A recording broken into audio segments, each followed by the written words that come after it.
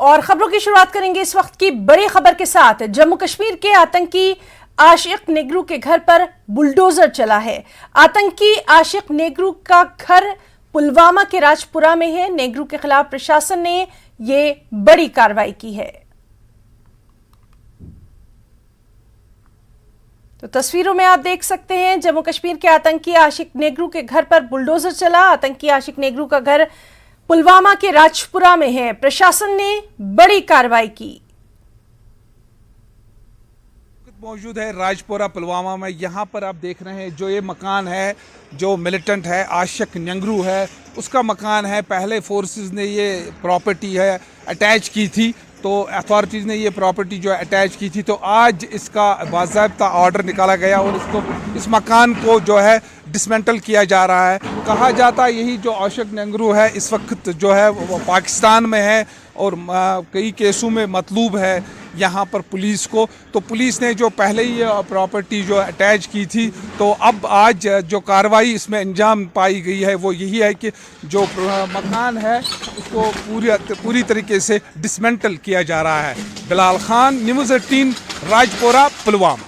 और हमारे साथ मौजूद हैं हमारे साथी बिलाल खान। बिलाल, बेहद अहम ये खबर रही, प्रशासन की बड़ी कार्रवाई यहां पर सामने आई है, आपसे तफसीलात चाहेंगे।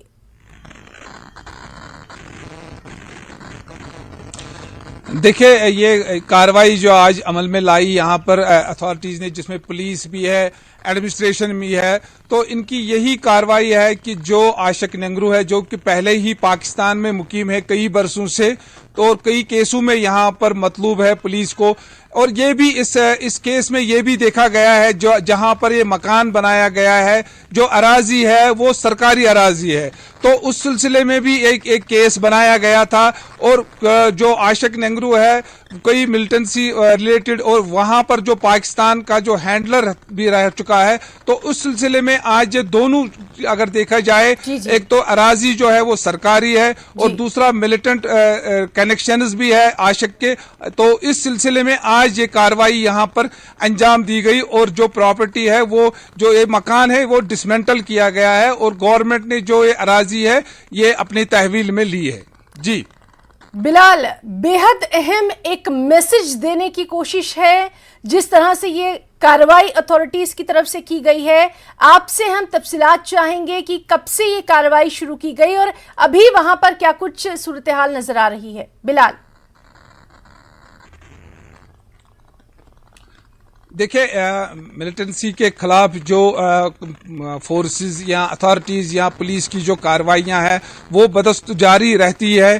तो और इसमें ये भी देखा गया है जो मिलिटेंटों ने या उनके अयानतकारों ने जो प्रॉपर्टी बनाई है वो कैसी प्रॉपर्टी बनाई है, आया वो सरकारी अराजी पे बनाई है या अपनी प्राइवेट प्रॉपर्टी है, ये भी देखा जा रहा है। इसमें ये भी देखा जा रहा है जो आशिक नेगरू का केस है, इसमें ये भी देखा गया है कि जो अराजी है वो सरकारी अराजी है, तो इसमें एक केस भी बनाया गया। जो रेवेन्यू डिपार्टमेंट है, रेवेन्यू डिपार्टमेंट ने भी अपनी तरीके से केस बनाया और पुलिस ने भी अपनी तरीके से केस बनाया और पहले इस प्रॉपर्टी को अटैच किया गया था, तो आज बाज़ाब्ता तौर पर एक ऑर्डर निकाला गया और उस ऑर्डर के मुताबिक इस प्रॉपर्टी को, इस जो हाउस है उसको डिसमेंटल किया गया और जो अराजी है इसको गवर्नमेंट ने अपनी तहवील में लिया है। तो यहाँ पर अगर देखा जाए तो मिलिटेंटों के खिलाफ, जो मिलिटेंसी में मुलव्वस पाए गए हैं लोग, उनके खिलाफ जो कार्रवाइयाँ की जा रही है वो बदस्तूर यहाँ पर जारी है।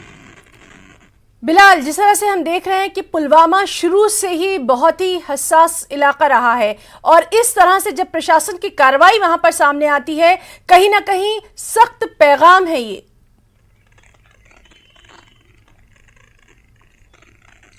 देखिए, काफ़ी अरसे से जो पुलवामा रहा मिलिटेंसी का काफ़ी घट रहा है, तो देखा गया है मिलिटेंसी या स्टोन पेल्टिंग में काफ़ी घट रहा है पुलवामा।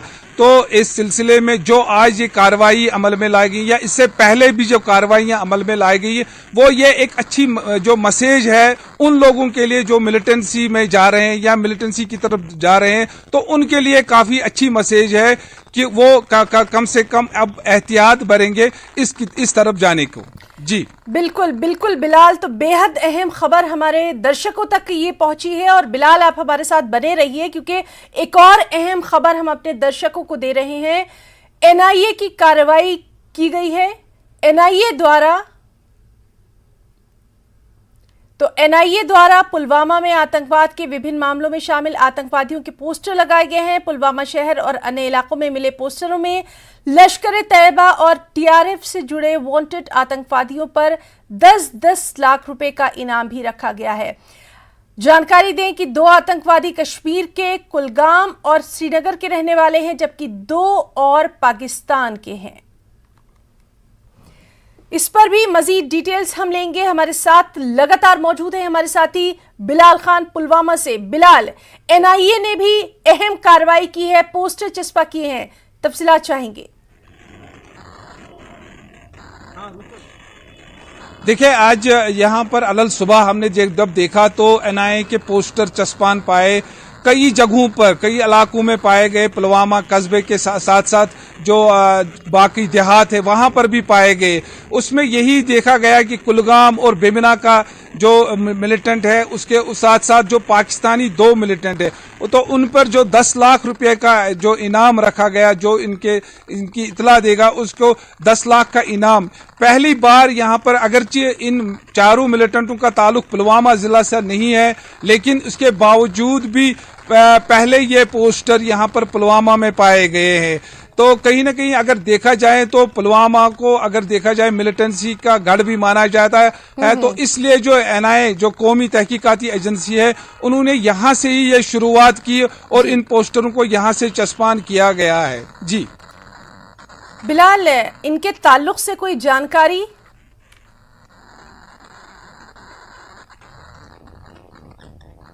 देखिए, अभी तक यहाँ पर अगर देखा जाए पुलवामा में तो मिलिटेंसी का गढ़ रहा है। कहीं न कहीं यहाँ पर जो इनके केसेस यहाँ पर भी बने गए पोस्टरों में तो ये वाज़ह नहीं है कि किन किन केसों में ये मतलूब है एनआईए को, लेकिन अगर देखा गया जाए तो क्योंकि पुलवामा टेरर अटैक भी यहाँ से ही अंजाम दिया गया, बाकी जो फिदाइन अटैक वो भी यहाँ से अंजाम दिए गए हैं। तो कहीं ना कहीं ये भी देखा जा रहा है कि एनआईए को मतलूब होंगे किसी न किसी केस में जो पुलवामा से रिलेटेड होगा, तो उस सिलसिले में ये पोस्टर यहाँ पर पाए गए और जिसमें पहली बार इतनी बड़ी रकूमात जो है वो इन मिलिटेंटों के ऊपर जो इनामात रखे गए हैं। जी बिलाल, बहुत बहुत शुक्रिया आपका तमाम तर तफसीलात, तमाम तर जानकारी यहाँ हमारे तमाम नाजरीन को देने के लिए बहुत बहुत शुक्रिया अदा करना चाहेंगे। बेहद अहम खबरों पर लगातार अपडेट आपसे लेते रहेंगे। एक और अहम खबर, एएमयू सिटी हाई स्कूल का कश्मीर निवासी 10th का स्टूडेंट बृहस्पतिवार सुबह से लापता बताया गया है। वो यहाँ नदीम तरीन हॉल में अपने चचेरे भाई के साथ रहता था। लापता छात्र के पैतृक गांव में विरोध किया जा रहा है। प्रदर्शनकारी लापता छात्र का पता लगाने की मांग कर रहे हैं। फिलहाल पुलिस ने मुकदमा दर्ज कर छात्र की तलाश शुरू कर दी है। जम्मू कश्मीर के बारामूला सोपोर के गांव बोहरीपुरा का 17 साल का मसरूर अब्बास मीर पुत्र मोहम्मद अब्बास मीर यहाँ एएमयू के Raja Mahendra Pratap city high school में 10वीं का छात्र है।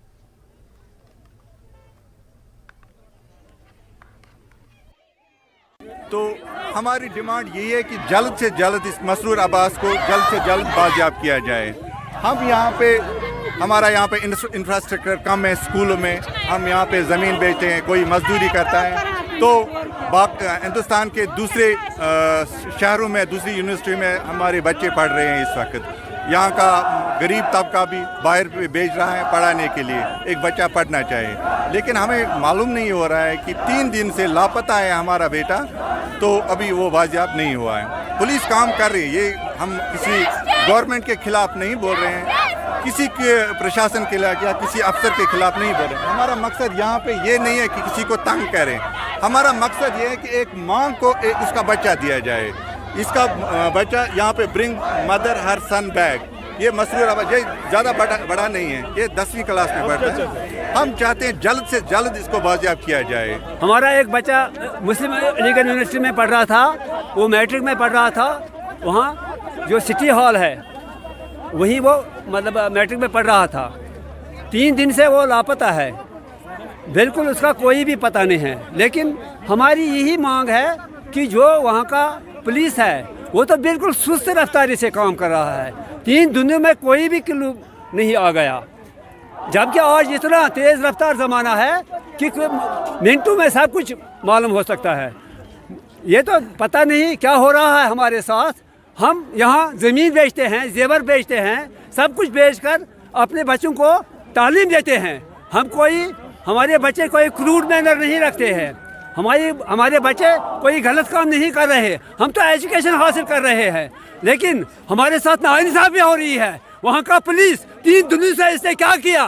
कुछ भी नहीं किया। कुपवाड़ा उपजिला अस्पताल जो लाखों लोगों के इलाज का एकमात्र सहारा है, इस अस्पताल पर कन्ना से लेकर लकीर गांव के लोग निर्भर करते हैं। खासकर सर्दियों में कुपवाड़ा अस्पताल लोगों की एकमात्र उम्मीद है। इस अस्पताल में सभी विभाग के लिए अलग अलग डॉक्टर होना चाहिए, लेकिन आज भी डॉक्टर्स के कई पद यहां खाली हैं। इसी बीच सरकार ने हाल ही में एक फैसले में बारी बारी से 3 स्त्री रोग विशेषज्ञों को कुपवाड़ा भेजने का फैसला किया। सरकार के इस फैसले को लेकर लोगों में नाराजगी देखी जा रही है। लोग सरकार से इस फैसले पर फिर से विचार करने की मांग कर रहे हैं, ताकि लोगों को सर्दी के इन दिनों में दिक्कतों का सामना न करना पड़े।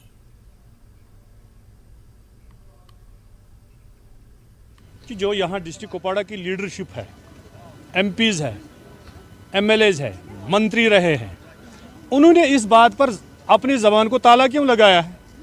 क्या वो लोगों के रिप्रेजेंटेटिव नहीं है? क्या वो आज लोगों के पास नहीं जाते हैं? या क्या वो गाँव नहीं घूमते हैं, कल आने वाले इलेक्शन के लिए हमें वोट दे दो? क्या उन पर हक नहीं है कि वो इस अस्पताल के बारे में बात करें? क्या उनको हक ये नहीं है कि ये जो यहाँ प्रॉब्लम है लोगों को है वो इस पर बात करें? मुझे इस बात करनी चाहिए कि हमारे इस अस्पताल के साथ क्यों बार बार जुल्म हो रहा है, बार बार इसी को क्यों टारगेट किया जा रहा है। कभी इसको डिस्ट्रिक्ट अस्पताल का दर्जा दिया जाता है, जब कोई मैट्रिक पास होता है तो उसको 12th में चढ़ना है, इसको तो प्राइमरी में लगाया गया है। मुझे इस चीज़ का पर बहुत अफसोस है और उन लीडरों पर भी बहुत अफसोस है जिन्होंने अपनी ज़बान पर ताला लगाया। अदालत ने निकाला कि यहाँ जो गायनोकोलॉजिस्ट हैं उनको इसने गुरेज ट्रांसफ़र किया है। हम उसके खिलाफ बाज़ाब्ता आज ये प्रोटेस्ट कर रहे हैं, क्योंकि वो ऑर्डर जो है वो रिवोक होना चाहिए, क्योंकि यहाँ already death of staff is there, क्योंकि डॉक्टरों की बहुत ज़्यादा किल्लत है। इस डिस्ट्रिक्ट हमारा जो हॉस्पिटल यहाँ पर कुपवाड़ा में है, इसमें ऑलरेडी डॉक्टरों की किल्लत है। तो हमारी आपकी इस चैनल के माध्यम से LG एडमिनिस्ट्रेशन से, डिस्ट्रिक्ट एडमिनिस्ट्रेशन से गुजारिश रहेगी कि ये ऑर्डर जो निकाला है ये ऑर्डर रिवोक होना चाहिए, ताकि हमारी आवाम को मज़ीद मुश्किलात का सामना नहीं करना पड़े। ठीक है, आपका कहना सही है कि यहाँ पर डॉक्टरों की किल्लत है, और किल्लत होने के बावजूद भी जो हमारे गायनी यहाँ पर थे हंदवारा से और कुपवाड़ा से, उनको उठाया गया और गुरेज भेजा गया है, जबकि यहाँ से ही ज़्यादा लोग सफ़र हो रहे हैं। क्योंकि आपने देखा है, आपको पता है कि यहाँ कितना एरिया कवर हो रहा है, कुपवाड़ा और हंदवाड़ा जो भी 2 हॉस्पिटल हमारे हैं, इन पर कितना लोड है। लिहाजा हम चाहते हैं, आपके चैनल के माध्यम से हम गवर्नर साहब से ये कहना चाहते हैं, कम से कम कुपवाड़ा ज़िले से डॉक्टर मत उठाइए, मेहरबानी कीजिए, ये हमारे साथ जुल्म हो रहा है। नाज़रीन, सेहत शोबा बराह रास्त इंसानी जानों के साथ जुड़ा हुआ है, और जब इसी शोबे पर तलवार गिरेगी तो मरीजों का हाल क्या होगा। यानी कि कुपवाड़ा ज़िले में पहले ही गायनेकोलॉजिस्ट की कमी है, क्योंकि ये वो ज़िला है जो श्रीनगर से 100 किलोमीटर की दूरी पर वाक़या है, और इसी ज़िले से अब यहाँ गायनेकोलॉजिस्ट को गुरेज रोटेशनल बेस पर भेजा जा रहा है, जिसकी वजह से यहाँ के आवाम में इंतज़ामिया के तय गम गुस्सा पाया जा रहा है, क्योंकि ये वो इलाका है जो सरहदों के साथ जुड़ा है, और कई इलाके ऐसे भी हैं जो 3 से 4 महीने के लिए कट रहते हैं, और ज़िला सदर मुकाम से उनका राबिता मुनक़ता हो जाता है। सरमा के दिनों यहाँ लोगों को इंतहाई तकलीफ़ देह सूरत हाल का सामना रहता है, क्योंकि कई इलाकों के लोगों को बर्फ़ चीरते हुए कुपवाड़ा सब डिस्ट्रिक्ट अस्पताल पहुँचना पड़ता है, जिसकी ताज़ा मिसाल पिछले साल मूरी के हमें देखने को मिली, क्योंकि मूरी से एक मरीज़ को कुपवाड़ा आना पड़ा, लेकिन कुपवाड़ा में उससे गायनेकोलॉजिस्ट दस्तयाब नहीं था, फिर उसे श्रीनगर रुख करना पड़ा, और रास्ते में उसके बच्चे और उसकी मां की मौत वाक़या हो गई, जो कई दिनों तक सुर्खियों में रहा। तो उम्मीद ये है, दुआ ये है कि उस तरह के हादसात दोबारा रोनमा न हो। इसलिए सरकार को चाहिए कि कुपवाड़ा ज़िले में मज़ीद डॉक्टरों को भेजा जाए, न कि यहाँ ही के डॉक्टरों को दूसरी जगह मुंतकिल किया जाए। नेटवर्क 18 के लिए कुपवाड़ा से यहिया सुल्तान। जम्मू में JNK police public school Miran Sahib में एक समारोह का आयोजन किया गया। डिजिटल कौशल विकास कार्यक्रम में एलजी मनोज सिन्हा ने अपने संबोधन में कहा कि शहीद परिवारों की मदद करने की पूरी कोशिश कर रही है, लेकिन समाज को भी अपनी भूमिका निभानी होगी।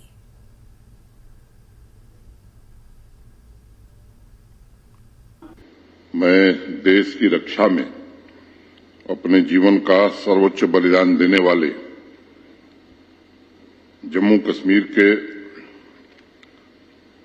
कश्मीर पुलिस के सभी वीर शहीदों को नमन करता हूं, श्रद्धांजलि देता हूं और उनके परिजनों को भी नमन करता हूं। एक बात बार बार कही जाती है कि शहीदों के परिवार को केवल संवेदनाओं से संतोष नहीं दिया जा सकता, बल्कि सरकार और समाज मिलकर ऐसे ठोस उपाय करें जिससे वो भविष्य की चुनौतियों का भी सफलतापूर्वक सामना कर सकें, सुविधा और सम्मान के साथ अपना जीवन यापन कर सकें। प्रशासन ने, सरकार ने अपने स्तर पर कुछ व्यवस्थाएं बनाई हैं, क्या वो नौकरी की हो, आर्थिक सहायता की हो, लेकिन बावजूद इसके कई परिवारों को कठिनाई रहती है। हर काम सरकार करे,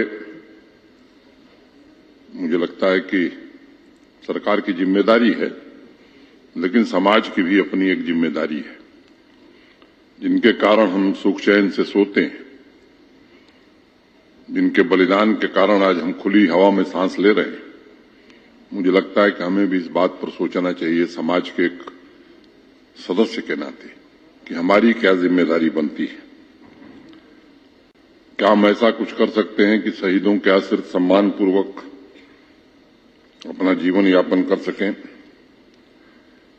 और अगर समाज के सभी वर्ग के लोग इस बात को ठीक से समझें तो मुझे लगता है कि एक बेहतर व्यवस्था बनाई जा सकती है। मैं इंडस टावर्स लिमिटेड का शुक्रिया अदा करता हूं। और इस वक्त की अहम खबर आपको दे दें, कश्मीरी पंडित कॉन्फ्रेंस ने एक पत्र लिखा है और ये पत्र यूएनएचआरसी साथ ही साथ एनएचआरसी को लिखा गया है। पत्र घाटी में कश्मीरी पंडितों की हालत से अवगत करवाया गया है, साथ ही उचित कार्रवाई की भी अपील की गई है। तो बेहद अहम खबर, कश्मीरी पंडित कॉन्फ्रेंस ने यूएनएचआरसी और एनएचआरसी को पत्र लिखा है। घाटी में कश्मीरी पंडितों की तमाम हालत से अवगत करवाया गया है, वाकिफ करवाया गया है। सीधे रुख करेंगे, हमारे साथ मौजूद हैं मजीद अपडेट के साथ हमारे साथी समीर भट्ट। समीर, बेहद अहम ये खबर है, कश्मीरी पंडित कॉन्फ्रेंस ने यूएनएचआरसी और एनएचआरसी दोनों को खत लिखा है, डिटेल्स चाहेंगे। जी ना, बिल्कुल सही कहा आपने। जो कुंदन कश्मीरी है, ये प्रेसिडेंट हैं ऑल कश्मीर पंडित कॉन्फ्रेंस के, और इन्होंने लेटर भी लिखी है यूनाइटेड नेशन जो ह्यूमन राइट्स कमीशन है उनको भी, नेशनल ह्यूमन राइट्स कमीशन को उनको भी, और उसमें उन्होंने जो कश्मीरी विस्थापित हैं, कश्मीरी पंडित हैं जो पिछले कई साल 32 सालों से अब अपने घरों से बेघर हैं, अपने जलावतनी की जिंदगी गुजार रहे हैं जम्मू में, दिल्ली में, बाकी जगहों पे, और जो वहाँ पे कश्मीर में जो लेफ्ट आउट माइग्रेंट्स हैं उनकी हालत पे भी उन्होंने बात की है। उन्होंने कहा कि जो पाकिस्तानी स्पॉन्सर्ड मिलिटेंसी है उसने न सिर्फ 32 साल पहले ही कश्मीरी पंडितों के खिलाफ एक जहाद छेड़ा था, लेकिन ये बहुत सालों से, यहाँ पे हंड्रेड्स ऑफ ईयर से यही चीज चल रही है। कश्मीरी पंडित जो कभी कश्मीर में अपना एक उनका वर्चस्व था, धीरे धीरे उनको जो इथिक क्लीनिज्म के जरिए उनको वहाँ से अप्रूव कर दिया गया वहाँ से और उनको भगाया गया, तो उनकी हालत जो है वो बहुत ही खस्ता है। वो हर जगह पे के जो अभी की जो सिचुएशन है, टारगेट किलिंग्स का बदस्तूर उनको बदस्तूर टारगेट किलिंग्स के जरिए मारा जा रहा है। इसी तरह से जो पीएम पैकेज एम्प्लॉयज हैं उनकी हालत बहुत खराब है, वो जम्मू में लगातार प्रोटेस्ट कर रहे हैं, उनकी सैलरीज बंद कर दी गई हैं। जो विस्थापित कैंप्स हैं, जो जगती हो टाउनशिप हो या बाकी जगहों पे, वहाँ पे उनको फैसिलिटीज नहीं मिल रही है। कश्मीर में जो इनके लिए पीएम पैकेज जो एम्प्लॉयज हैं उनके लिए जो जगहें बनाई गई थी वहाँ पे उनके लिए सुविधाएं नहीं है, सिक्योरिटी के इंतजाम नहीं है, ट्रांजिट कैंप जो बनाने थे वो पूरे बनाए गए नहीं है। तो बहुत सारे इश्यूज को, रिहेबिलिटेशन का जो मसला है, रिलीफ होल्डर्स का बात की है, इसी तरह से जो ट्रेडर्स हैं, कश्मीरी पंडित जो माइग्रेंट एम्प्लॉयज हैं, ट्रेडर्स हैं, रिलीफ होल्डर्स हैं, जो यूथ है, हर एक इशू को उन्होंने छुआ है इस लेटर में और गुजारिश की है United nation human rights commission को कि वो मुदाखलत करे जो ह्यूमन राइट्स की वायलेशन हो रही है, जो उनके मुताबिक जो कश्मीरी पंडितों के खिलाफ, उसको रोके और जो गवर्नमेंट है, सेंट्रल गवर्नमेंट, उससे भी एक रिक्वेस्ट की है कि वो ध्यान दे कश्मीरी पंडितों के बारे में, रिहेबिलिटेशन के बारे में ध्यान दे। तो कुल मिला के उन्होंने अपने एक लेटर में पूरे बिंदुओं को छुआ, एक बहुत बड़ी लेटर दी है और उसमें पूरे जो बिंदु हैं, जो इसमें पीएम पैकेज से लेकर जो पाकिस्तान की तरफ से यहाँ स्पॉन्सर्ड मिलिटेंसी के बाद जिस तरह से कश्मीरी पंडितों को बहुत सारे टारगेट किया गया था 90s के दौर में, बहुत सारे नरसंहार भी हुए थे, उनकी भी इन्वेस्टिगेशन होनी चाहिए, जो उसमें कसूरवार है उनको सजा मिलनी चाहिए।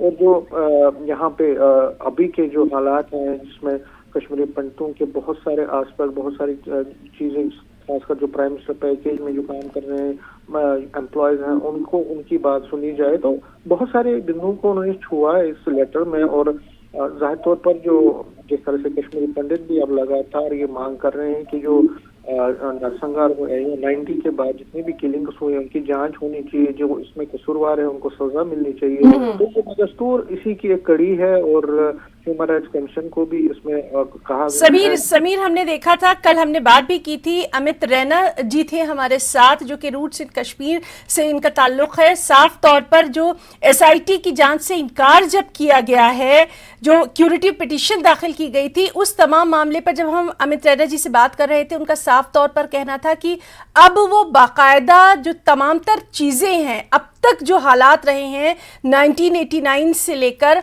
उन तमाम चीजों को अब वर्ल्ड प्लेटफॉर्म यानी दुनिया के प्लेटफॉर्म पर भी वो सामने लाएंगे। उसी सिलसिले की कड़ी के तौर पर इस खत को देखा जा सकता है क्या? बिल्कुल आपने सही कहा। अब देखिए क्या होता है कि जब आपको यहाँ से इंसाफ नहीं मिला, आपको सुप्रीम कोर्ट से इंसाफ नहीं मिला, तो जो वर्ल्ड की बॉडीज हैं जिसमें बहुत सारी, जैसे ह्यूमन राइट्स कमीशन है, ये भी एक वर्ल्ड की बॉडी है, तो इनसे इंसाफ के इनका दरवाजा खटखटाने पर अब कश्मीरी पंडित मजबूर हो रहे हैं। उनका कहना है कि हमने बहुत कोशिश की सेंट्रल गवर्नमेंट को समझाने की, कोर्ट का सहारा भी लिया, लेकिन हमें इंसाफ नहीं मिल रहा। हम कोई और नहीं चाहते, हम कोई ऐसी चीज नहीं चाहते हैं कि जो मुल्क के खिलाफ हो। हम सिर्फ चाहते हैं कि जो जेनोसाइड हुआ, जो कश्मीरी पंडित दरबदर हुए, उनको जहाँ से निकाला गया, उसकी कमीशन की उसकी जांच होनी चाहिए, उसमें जो कसूरवार है उनको सजा मिलनी चाहिए।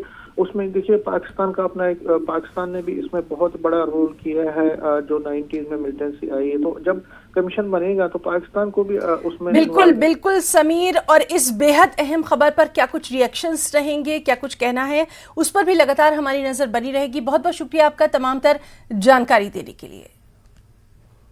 और खबरों में फिलहाल इतना ही। नमस्कार।